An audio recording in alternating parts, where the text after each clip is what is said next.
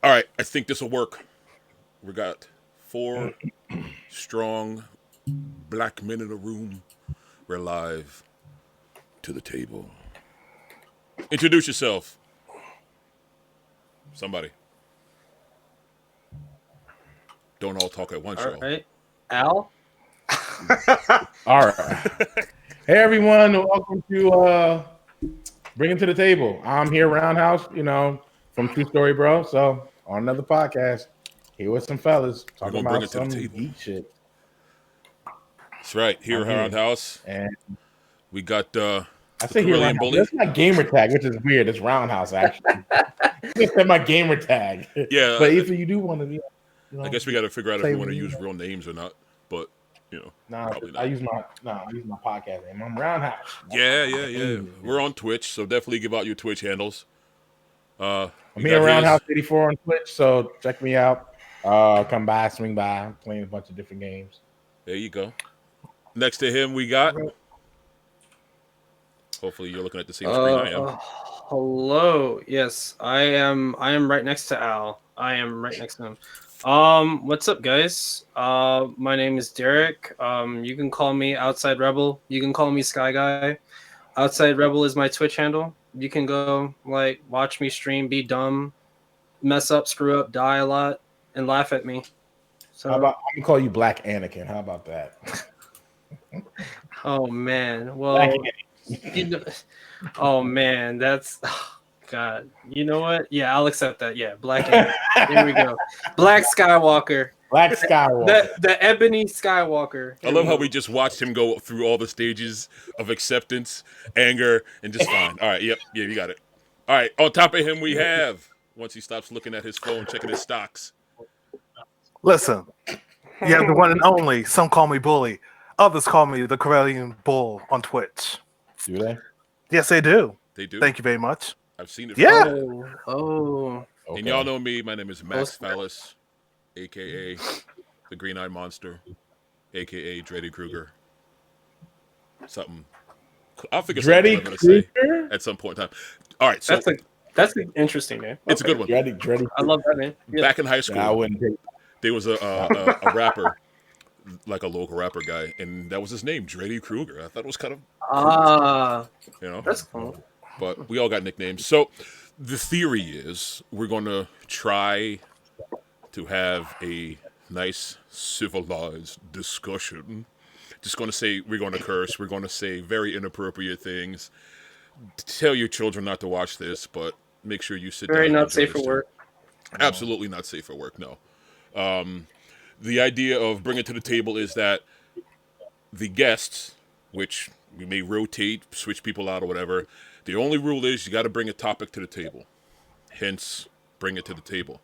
Tonight, we've got some interesting ones, and we're going to start off with the Outside Rebel, who is going to stop typing on his keyboard and hopefully begin this discussion.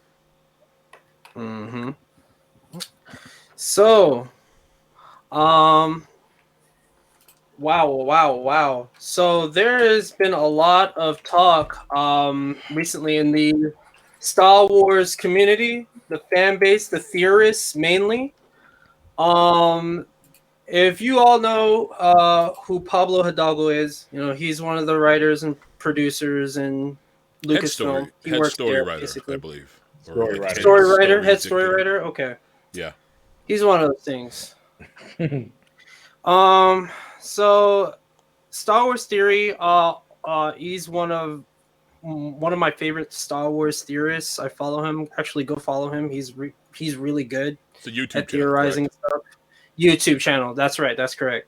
He has, He has a Twitter and everything, but everything is Star Wars theory. So he's also a gamer. He's a pretty chill guy.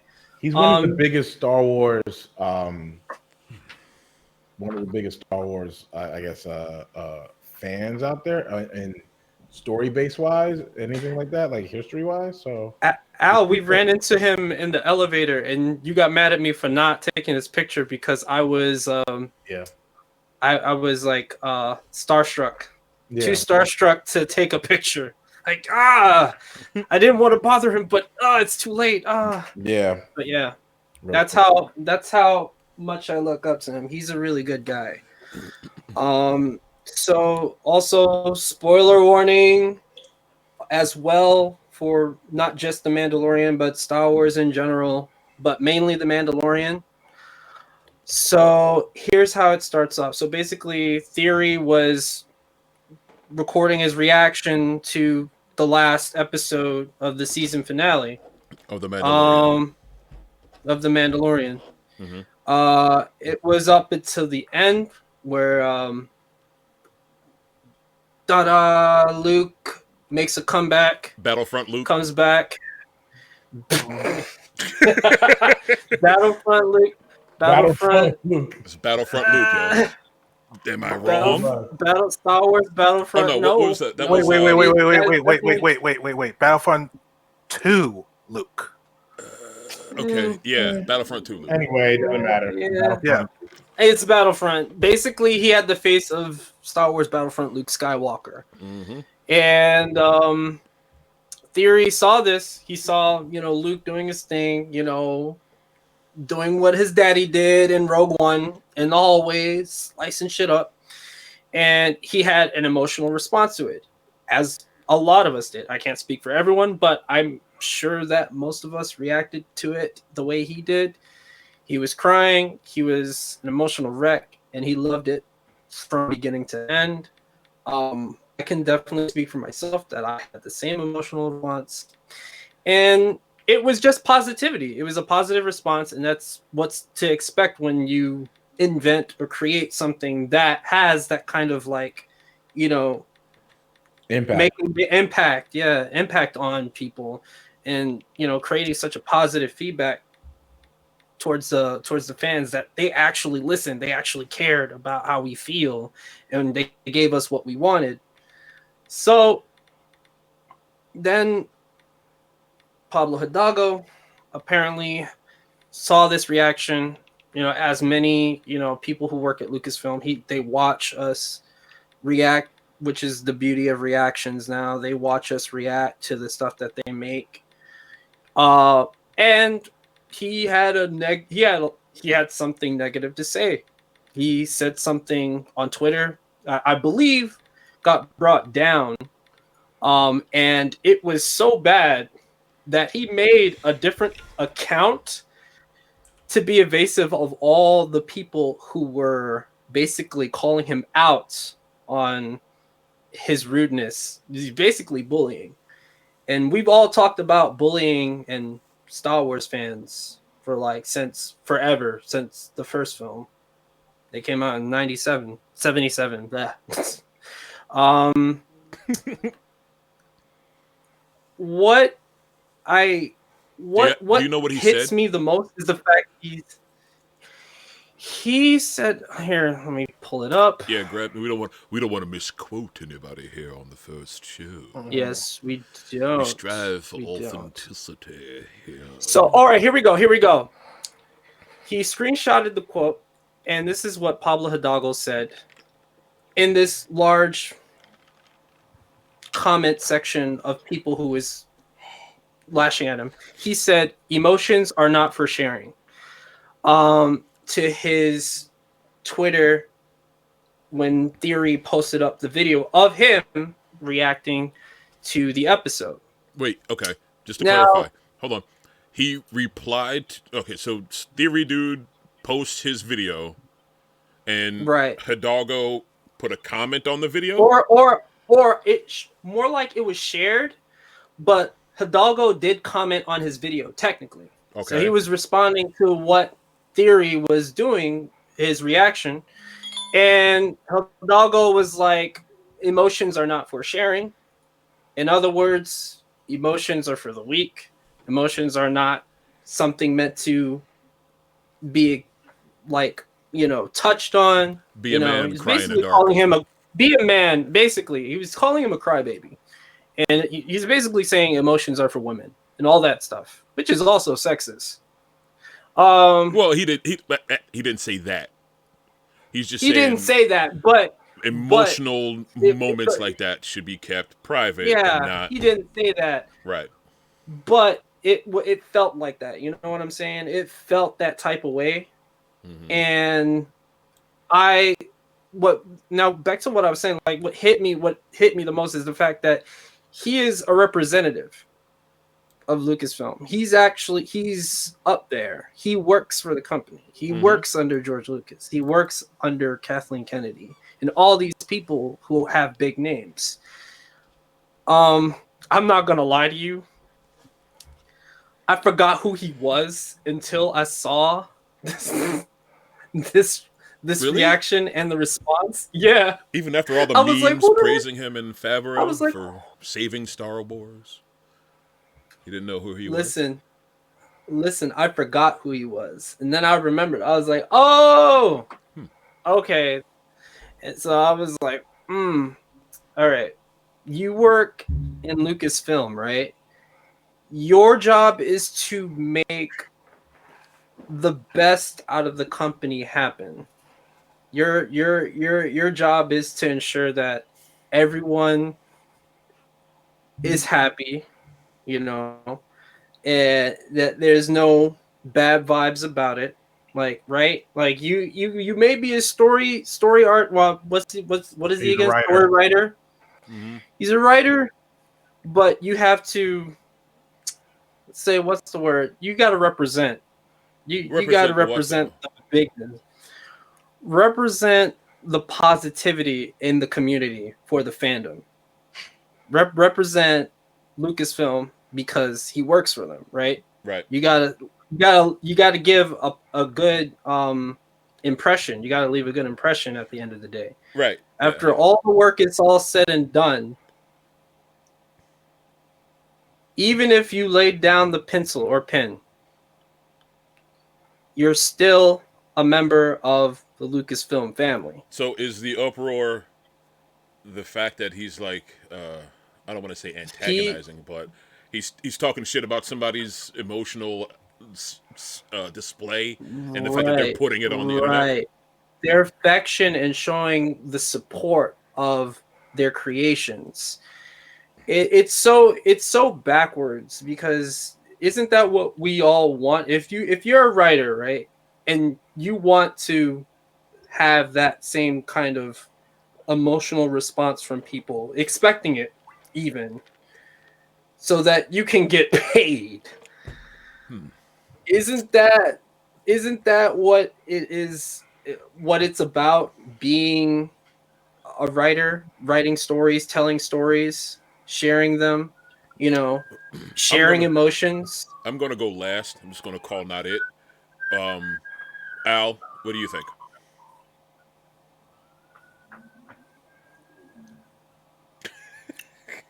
It is some good tea. Bradley, what do you got, bully? Without actually seeing the proper your week. There's more to it.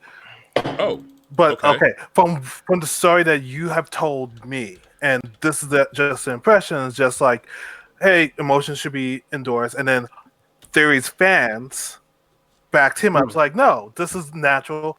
This is such good writing and stuff like that.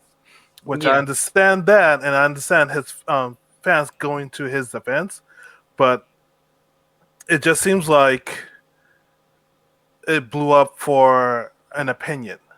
So what was the additional information? All right.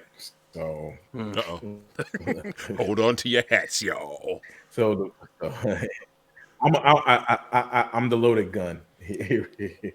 So bang, first round. So the problem is that there has been a lot for a number of years, very big disconnect between the fandom and Lucasfilm Star Wars, basically. Because there's things that the fandom has been really crazy about. I'll admit that. And then there's things that Lucasfilm has been really shitty to fans. And for a while, like Star Wars Theory, he did the he did a was it Vader thing, like a little Vader thing that he had to get permission from and all this other stuff, which you obviously have to, but it's the fact that he's keeping the fandom alive. You know, like for a number of years, he's been keeping the fandom alive. And when you kind of have an actual reaction to something that is so like to that, and you say that, and you say like whatever he said, it's a smack in the face, regardless if it's like it's an opinion that's wrong, and it's like one of those things where it's like let him enjoy, like let people just enjoy shit what it is. Like he didn't even have to say anything. And as Everybody being see a it? Lucasfilm writer, you should know that motherfucker's gonna come down on you. And Lucasfilm, because it seems like they don't never understand, like don't even consult fans or even talk to fans. It's just a big disconnect. Something like that. It is like okay, well, it's one thing that's like a smack in the face. It's like, okay, so should I not enjoy this shit? Should I like my that we got in this little bit of 5 minutes? 5 minutes we got of it is what we really wanted in the movies. We never got. So this part of this emotional part that we connected to, that we finally get to see in a media type of way, not just in video games, because we never got to see this Luke. Only time we got to see this Luke is in the video games. Yeah. So and Battlefront. when we're I said and Battlefront.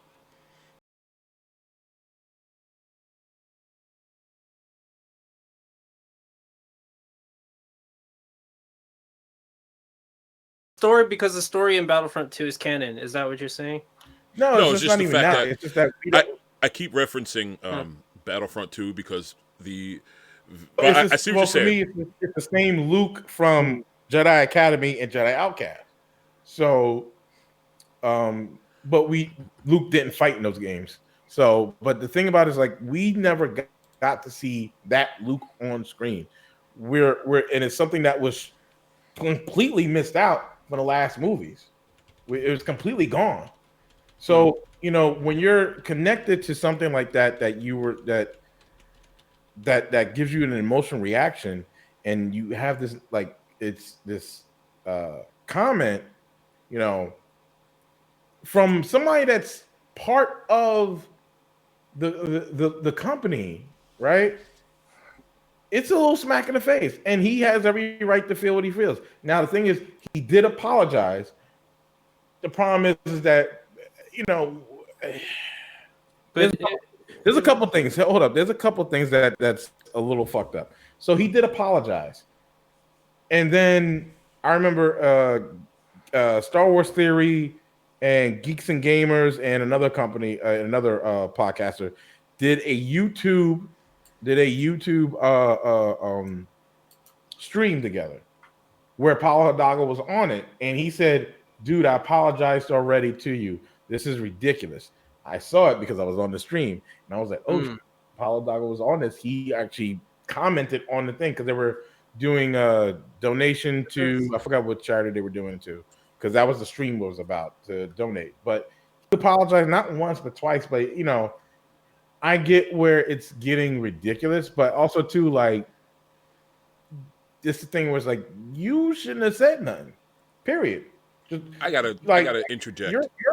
You're a fucking writer. Like, you're a writer for Lucasfilm. If somebody like my thing is, like, it was already big disconnect between the film and fans already. Film fans and company already. Let's go with that. There's already a big disconnect. It has been for a number of years. So why even go that route? Okay. Before I go on my TED Talk tangent, Bully, what's your thoughts? After seeing that one tweet, not like a whole conversation, I think they just blew up to an umpteenth degree. Theory got his feelings hurt, and then his fan base supported him. If Pablo apologized twice for his actions, that's fine, but why they keep on pursuing it? Yes, he does represent LFL. Yes, he is a paid writer. And if that's the case, and if Alpha doesn't want him to be on the payroll, then they can just fire him because of that. That's not the first time that something like that is going to happen. It's not going to be the last time something like that's going to happen. We cannot. Derek, the way that you were describing everything just from that one tweet, I can see where some people will feel like, yes, this is what he meant. But if he personally feels like if he was raised to believe like sharing emotions should be something that you do inside, like behind closed doors, and he's just viewing off that viewpoint, then you're telling him his heritage or the way that he was raised is completely wrong, which that's not fair for him. Here's another thing that I need to. I wouldn't take it that far. The other thing that I was going to bring up is the fact that he used that quote, that tweet about emotions are not for sharing as a cover photo. Yeah. Who's he? After initial apology, Pablo Hidalgo used that cover photo Right. as a statement. Why would he do that? What? Because he was being harassed by Theory's fans.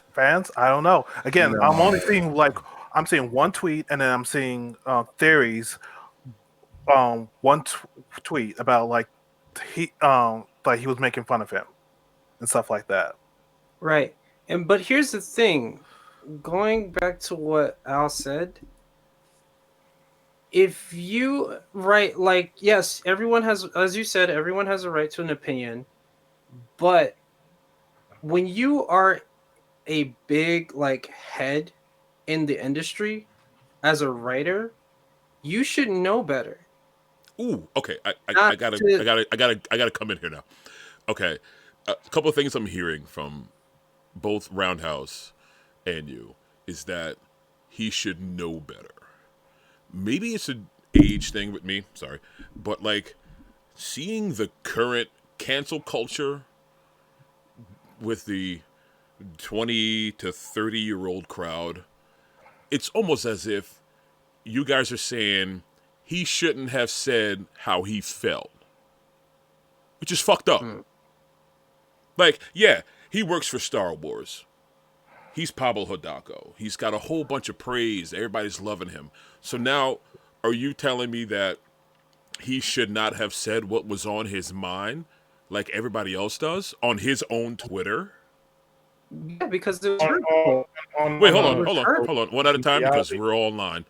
Derek, on some real shit. I'm gonna be really blunt about this shit. Sometimes people don't need to open their fucking mouths. That's just but why not? Like that's like hold on. Sometimes people don't need to open up their fucking mouths. Why? Sometimes just need to shut up. Why? Because your opinion is not needed or needs to be given. But why have a Twitter if you can't express yourself? That's beside the point. That's the exact point. Hold on. We're going to talk over each other, and that's definitely not going to work. So I'm just going to let me just reiterate my point, and then Al, you can address it. That way, this stays fairly organized. My whole point is, I understand that this man is a grown-ass adult with a social media account. Yeah. Me, I can't tell any of the three of y'all grown-ass men what you can and could not do and should not do on your own social media accounts. And nobody, I should say, with this current wave of cancel culture and social